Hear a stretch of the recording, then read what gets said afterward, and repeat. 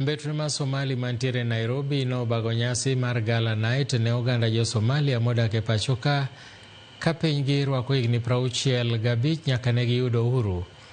Nyasi manobagi KICC nokelo kanyakla achiel gala moro ma jo Kenya gi Somali kaachiel gi jotelo mag ohala manotimo nyasi mar odiechieng'no ka gigo erokamano ne sirikand piny Kenya kuom yie mar miyogi thuolo mar timo nyasi.